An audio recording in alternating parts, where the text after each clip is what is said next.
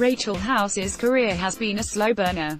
A screen-stealing, sidekick, deadpan kind of slow burner. For the 25 years she's been acting, House has managed to skirt around the edges of whatever film or series she's in and captured our bellowing laughs at the same time. There was Nancy and Taika Waititi's Eagle vs. Shark, Boys Auntie Gracie, The Real Bad Egg, Paula, from Hunt for the Wilder People. And of course Thor. Ragnarok's Topaz.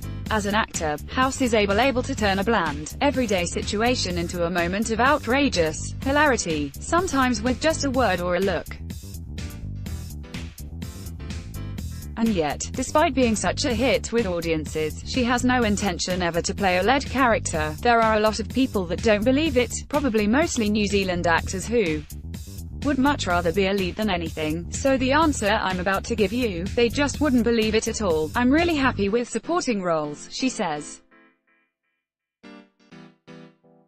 Asterisk. I think they're really fun and I think they are generally pretty interesting roles, so I'm well happy. I just haven't had that level of ambition in terms of being a lead in a film or a TV series because I'm really content. I'm completely content. I really like it, I really do. House recently took out Te Waipunarangi Award for Arts and Entertainment in a joint win with visual artist Professor Derek Lardeli in Maori Television's annual Matariki Awards. The award recognizes outstanding contribution to Maori achievement over the past year.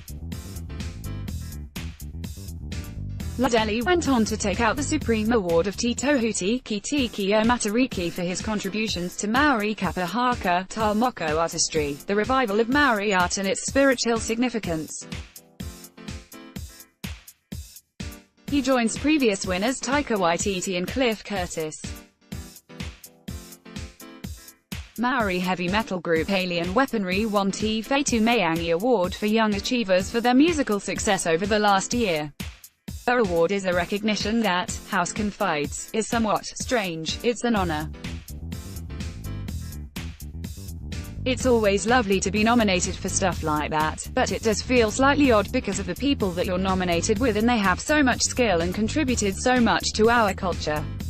So that's always a bit strange. It's so nice to be nominated for something by your culture. It's always very cool. House is no stranger when it comes to bringing Maori stories to the forefront of artistic platforms. In 2012 she directed the first TREO Maori version of William Shakespeare's Troilus and Cressida and took it to the Globe Theatre in London. In 2016 she was the voice of Gramatala in Disney's Moana. Last year she revoiced her character in TREO Maori. For House, telling diverse stories from any culture, but particularly Maori, is paramount. I love telling stories, but I feel like there's some really great stories out there about the diversity within Maori, things that we haven't kind of looked at before, that haven't featured before, she says. To be honest, I love really well-told stories, regardless. Diversity is where it's at for me. I think we need more, and that could be all kinds of different cultures, big conversations, and in the time House has graced our screens, it's clear, in the background, that the entertainment industry has experienced a transformation around everything that she is, Maori and female. The much-needed change in Maori representation on our screens has been phenomenal, she says. It's so much more accepted and so much more mainstream, and it's a really healthy conversation. We need to keep ensuring that it continues and flourishes, whether it be by the new Prime Minister or whether it be by the schools themselves voluntarily putting Maori in the curriculum. We're in a good place and we just need to continue, she says. It feels like there's a lot of Maori artists who are doing very well in the world, which is nice. One of them is her friend and director Waititi. When speaking to Stuff, House was in Prague, where she lived for a year, attending the Prague Film School in 2008, with Waititi, working as an acting coach for his upcoming Nazi film, Jojo Rabbit. Talking to House is like gossiping with an old mate. She's delayed the interview by a day, and when I call, I'm 5 minutes late. I apologize profusely, and explain it was the country code that muddled me. No, you're not late. This is the time I expected you to call, for sure, she assures me. It's obvious, in her answers, that she's well trained in the art of the interview, but, still, House has a brilliant knack at transcending barriers. In this case, it was the phone line. I felt like I was in her apartment. I felt like we were sneaking out to the nearby dairy, well, Prague equivalent, for a nighttime snack, even when she finds the mobile black spot and we get cut off from each other. When House was a young aspiring actor, she was told twice that she wouldn't make it onto the screen. The first time was by an agent, the second was by her drama school lecturer. Her future looked bright in theatre, but her looks weren't movie star material. Those encounters were in the early 90s.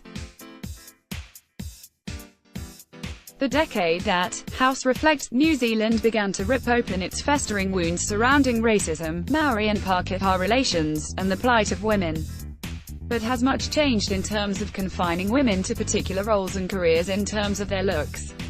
Changed perhaps, but disappeared? Not at all. Nothing is going to change unless we start changing our own attitudes. Unfortunately, they exist in many of us, those contexts and hang-ups about looks. She says, we've still got work to do. I was just watching Amy Schumer's stand-up on Netflix, the Leather Special, and then watched the trailer of her new film I Feel Pretty, and those are excellent conversations as well. They're just as relevant now as they were back then. It's still a thing, in men as well, but women are told they can't do things because of the way they look. I think the industry is still, fundamentally, into the way people look, and that still exists, so I don't think we are quite there yet.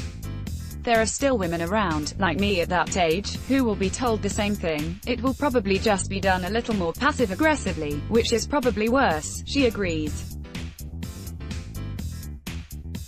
But at least in this post-Harvey Weinstein era, the voice of women is stronger, and they're being listened to. Things are being taken a lot more seriously in terms of violations against women, she says. Also, there's a real lean-in from people, such as the New Zealand Film Commission, and I think all around the world, where people are leaning in a bit more and supporting women in the industry, whether it be filmmakers or photographers, you know, just really trying to support women being part of the industry, as much as possible and on every level. Stuff promoted, stories recommended by